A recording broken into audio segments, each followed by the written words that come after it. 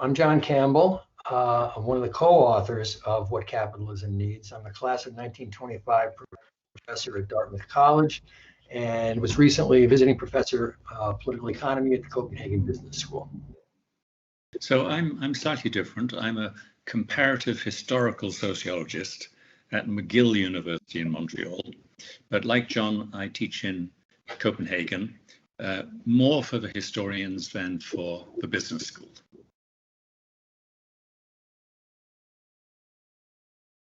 The book really has a very central and, in effect, simple theme.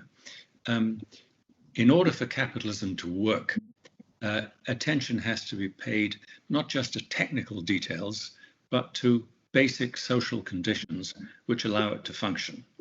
The key social conditions which concern us are a basic element of social cohesion, and we explain how that works, but also a state which has considerable capacities, intellectual and institutional. So two things, both derived from Adam Smith, the sort of founder of economics, social cohesion plus a state which is bluntly intelligent. The way we've tried to construct the argument has been both historical and comparative, that is to say cross-national, so that the book covers quite a range of history beginning in the actually very late 19th century, comes up through the early 21st century, and does a lot of comparisons, particularly among the advanced capitalist countries in the so-called triad, which is Japan, North America, and the European Union. So that's quite a range empirically.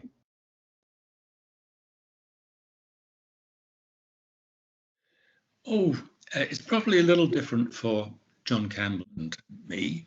In my case, certainly the awareness that there are great difficulties at the moment for capitalist society, that began in a way in 2008, amplified enormously, or seen at work, if you like, in the COVID crisis. So, fundamental awareness of what's happening in the world. I read the Financial Times assiduously, and I remember around the years of 2008, 2009, this great paper, it is a wonderful paper, in a way the mouthpiece of capitalism, was tremendously worried. And I learned a lot from that. So that's one thing. The other thing is, as a sociologist, an irritation with economists, because they do very often think that markets work entirely by themselves and don't pay very much attention to the social and political conditions that are necessary for capitalism to prosper and work smoothly. So the real world intervened, and deep irritation of my colleagues in economics departments.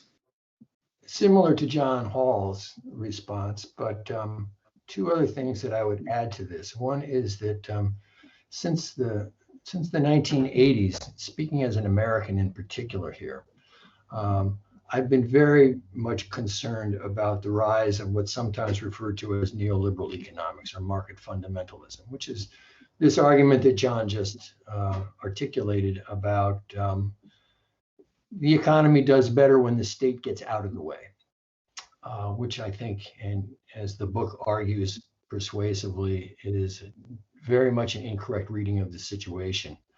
But it's become the predominant economic paradigm in much of the advanced capitalist world. And so this was a concern to me. And this book, in a way, tries to make that corrective.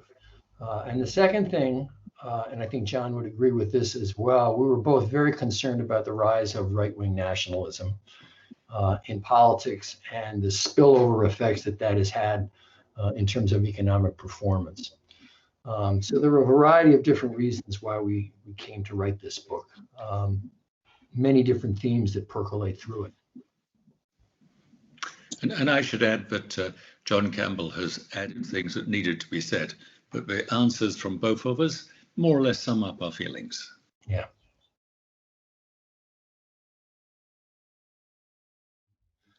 perhaps the most important that we talk about in the book is the rise in inequality in the advanced capitalist world. We both believe that capitalism, if organized properly, can do good things, and that the wealth that it creates should be spread around relatively equally. That seems not to be the case in much of the capitalist world these days. So that's one point where we see substantial failure. And very much related to that, in several countries, Britain for sure, the United States for sure, there has been a disenchantment with the promise of upward mobility and economic success for much of the population. And when people give up on the system, that can create all sorts of problems, not the least of which is nationalism, as I mentioned before. So these two are particularly urgent failings that we think require attention.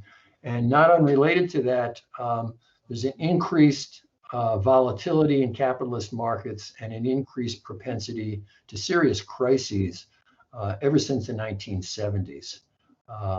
And so these are issues that we tackle in the book as well. Let me just concentrate on one particular element. The rise in social inequality. Very brilliant work has been done by Tony Atkinson and Piketty in Paris, showing that after 1945, in the wake of mass conscription warfare, there was a considerable compression between top and bottom, which lay behind a type of social contract. And what has happened since, vastly enhanced by the events around 2008, is enormous rise in social inequality that does create this feeling of being left out at the bottom, which is very much to do with the rise of sort of right-wing populism, which can destabilize countries. A classic instance of such destabilization is, of course, Britain with Brexit. Brexit is certainly not good for the British economy, and it's not really good for the European economy either. But one element in the Brexit vote was clearly rising inequality, the feeling that some people were left behind, whereas others could swim in a larger society. So that dimension is something that matters to us a very great deal, and we don't think it's gone away. I would add one more thing to this list that we're generating here, and it's not so much a failing of capitalism per se as it is a dramatic and a very important change in capitalism. And that is to say that the architecture of capitalism, advanced capitalism, is shifting now, particularly with the rise of China and other East Asian economies, not to mention the BRICS. So this too is a theme that runs through the book and that gives us a certain amount of concern.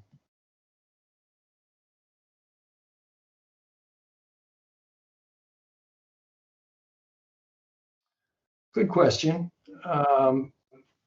And because John Hall and I, we're both sociologists, but we come at things from slightly different angles, we ended up with a very mixed method kind of an approach to this. A lot of the book is historical. In fact, it's organized chapter by chapter in an historical fashion, beginning with the early 20th century, late 19th, early 20th century, coming into the so-called golden age from the end of the Second World War until the late 1970s, early 1980s, and then coming up to the present. So there's a lot of history in here. We used historical materials for that, quite obviously. We also have developed a number of case studies. We talk specifically about the United States, Britain, Denmark, Singapore, China, and some others. So there's a comparative analysis to this as well. And then there's a bit of quantitative data that we provide as well from the usual sources: OECD, International Monetary Fund, United Nations, World Bank, Federal Reserve, and so forth. So empirically speaking, it's a pretty rich volume we think that we've put together here. Not very much to add to that. It's perhaps worth noticing that my background is in Great Britain, John's is in the United States, so we do have, a deep comparative sense. We did conduct a whole series of interviews and wrote a book together about Denmark and Ireland and Switzerland. So there's secondary data, but also primary data and different historical experiences that lie behind the whole thing.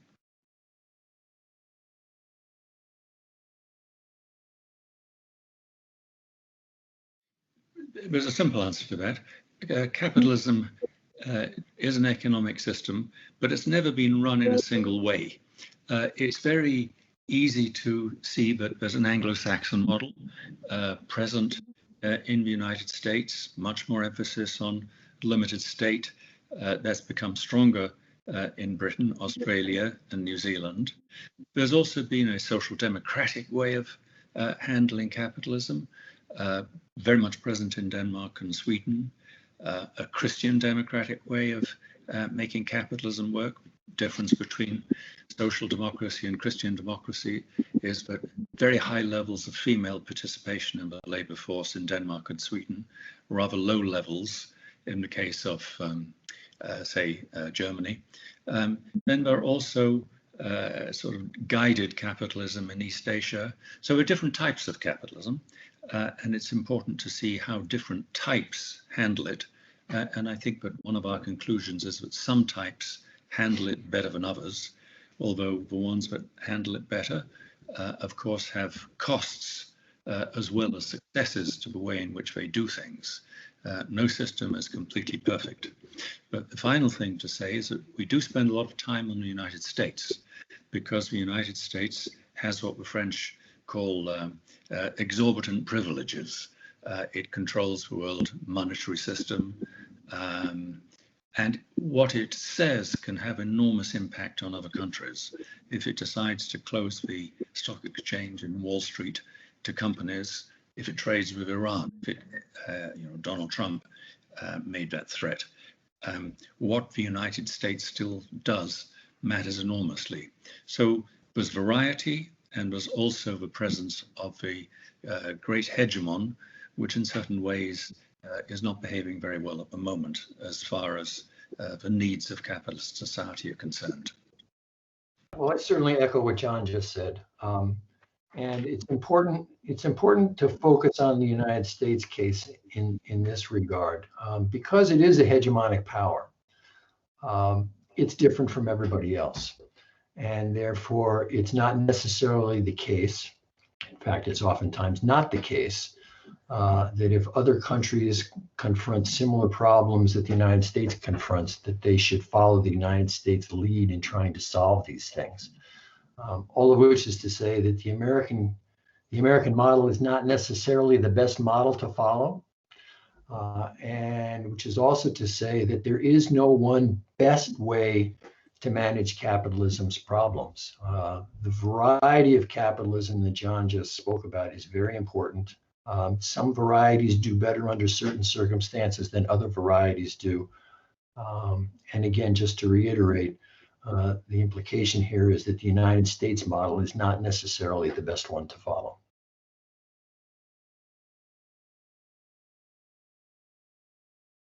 I hope that there's a lot we can learn from this book, actually. There are a couple of things that I would point to immediately. The first, and we've talked about this already a bit, the first is that states matter. States are always involved in capitalist economies in one form or the other. And so to spin that in a slightly different direction, what this means is that the laissez-faire model that some folks have in their head of pure capitalism never existed, could never exist. And those who try to push that model, I believe, are very much misguided. And the book explains why that's the case. The second reason why I think that this is an important book is because it's a corrective to a lot of the nationalist politics that we have heard and seen over the last several years across the advanced capitalist world. dividing ourselves into our own separate little tribes for political reasons, for reasons of identity politics and so forth, can be extremely harmful, not just for politics, but for the economic performance of the system as a whole. So I think these two factors make the book important. States matter. States are always involved in the economy. Social cohesion matters a lot as well, for the same reason. In one way, the book is exactly about what capitalism needs. It's normative. It suggests a better way. The book as a whole is not necessarily optimistic. We don't believe what needs to be done is necessarily going to happen. But the great purpose of the book is to get clearer understanding of where we are. It certainly allows us a view of what could be done better. And if we look at certain administrations now, we see them trying to do that. But it also makes us realize how difficult it might be to do that. So, for example, you can see Biden in a way aware of some of these factors, but you can also see how very difficult it is for him, given the frankly archaic nature of the American political system, to achieve what capitalism needs.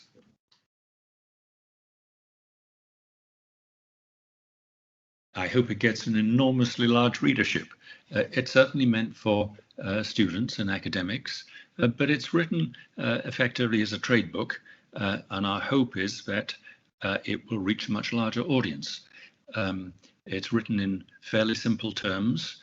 We definitely have empirical material which is easily comprehensible.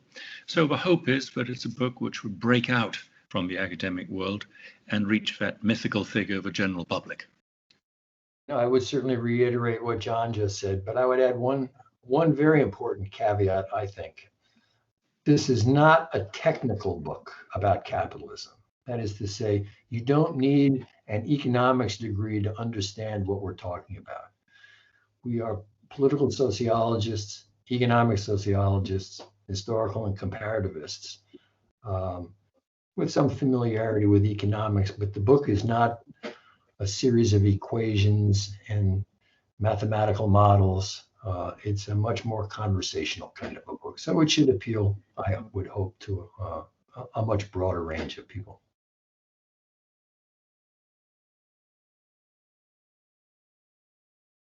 To be blunt, I have an absolute passion for Adam Smith.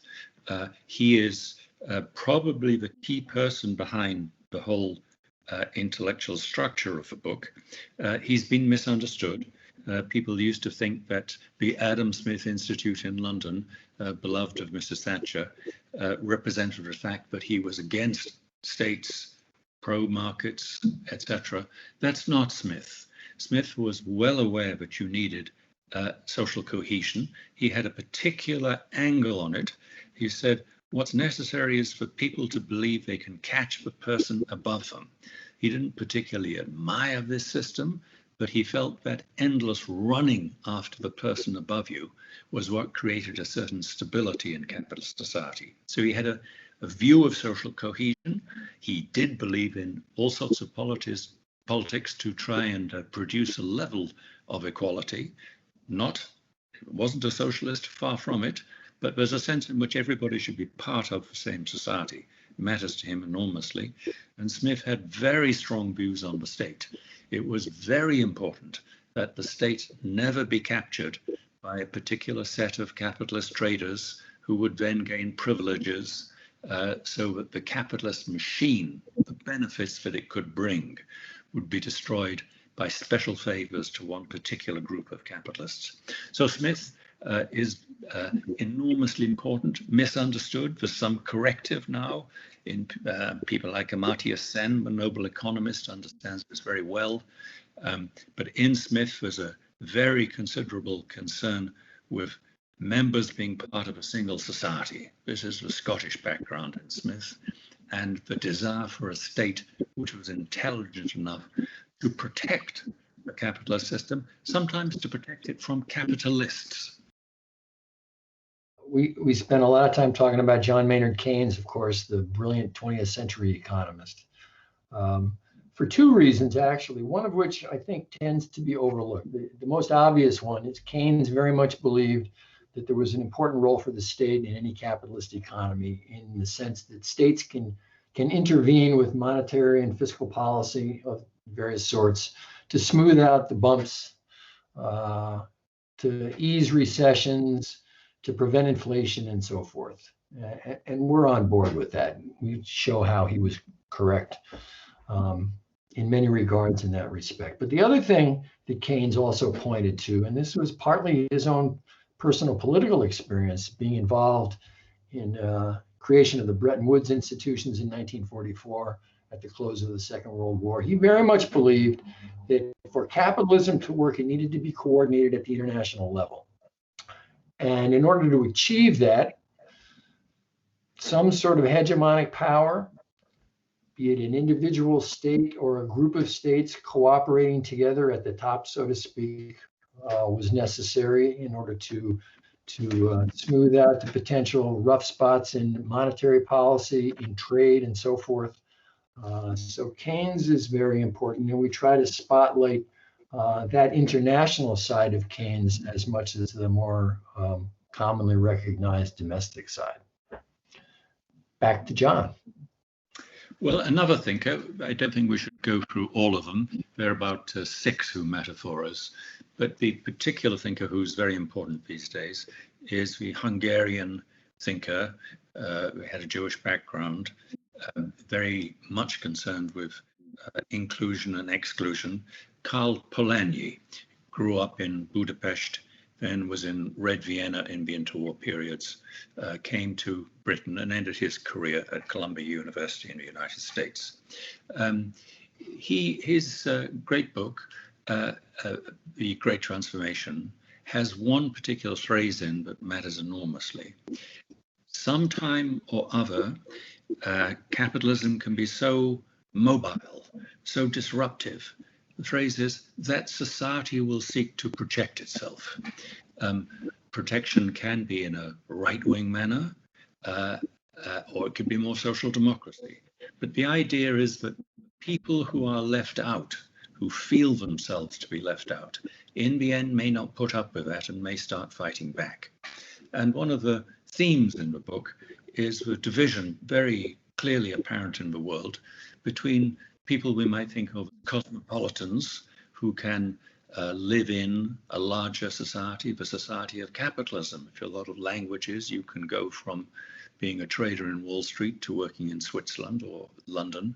But the people who are caged by their nation states. Polanyi is a person terribly important these days who produces or suggests a sociology of the people who are nationally caged and left out. And that is very distinctively a theme that runs through the whole book.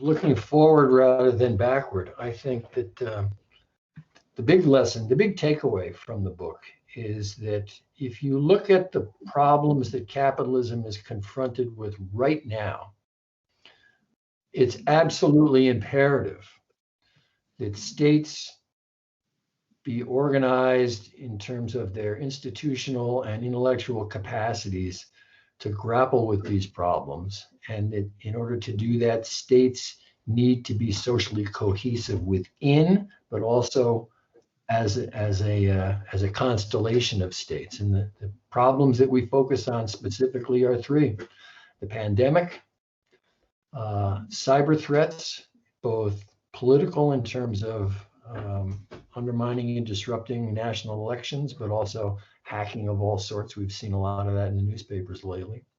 And then most desperately, I suppose, is climate change. And our argument is that in order for these problems to be dealt with effectively, it cannot happen without strong states that are cooperating with one another and cohesive societies that are willing to make the necessary sacrifices to solve these things. One thing is the historical part.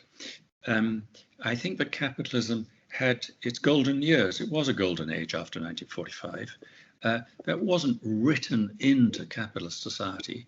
It was partly a result of that huge conflagration in the early 20th century, which led to a new social contract, less social inequality. So it was accidental, coincidental. It was a product of war. It's very hard to create that feeling of commonality when there isn't a shared experience. Thank goodness we haven't had a major world war between the great powers since. But if there's no shared sacrifice, what happens slowly is that the rich tend to get away with it, and inequality rises, and that causes a great deal of difficulty. So that's a comment on the historical part. But if I could slightly repeat something I said before, I'm absolutely with John when he talks about the language of need. These things need to be done. The book's title emphasizes need. We have our hopes. We are arguing for that. But it is the case as well that recreating strong institutions, diminishing social inequality in the leading countries is going to be very difficult. So we know what we want, but we're also aware that so far history has failed to deliver the goods that we particularly want. History is not necessarily on our side.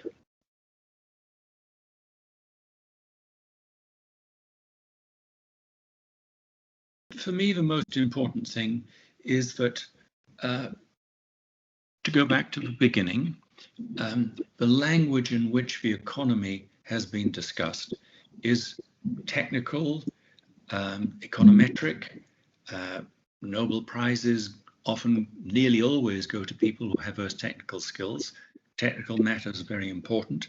But the thing that really ought to surprise people is a greater appreciation of the social and political conditions that have allowed capitalism to work. Those have been pushed to one side. They were taken for granted. Now they're not so present. It's absolutely time to remember them and, if possible, to recreate them. That's the fundamental thing. The subtitle of the book says a lot. Forgotten Lessons of Great Economists. And for me, if there's anybody who's going to be shocked or perhaps upset by this book, it may be the economists, conventional economists, that is. Because what we have tried to do here is to present a sociological view of capitalism and use the insights from great forgotten economists to do so, all of which is to say that economists nowadays and policymakers who follow in their footsteps have forgotten their own intellectual heritage, so to speak. And if we can bring that back, maybe, and this may be a bridge too far for us, but maybe economists will begin to recognize that sociological insights are important and need to be incorporated into their reasoning, their models, and their policymaking. I would add one thing. It relates to what I said about Polanyi, the people who are left out. Our book has social cohesion and the necessity for state action. One thing that economists gives power to their model, but one thing that they tend to do is they tend to think in economic terms, maximizing interests and so on. One element of our book which is important is the concern with nationalism. Nationalism, that is, the people who are left out. So ethnicity, nationalism, national demands, we would insist is something that economists need to pay attention to.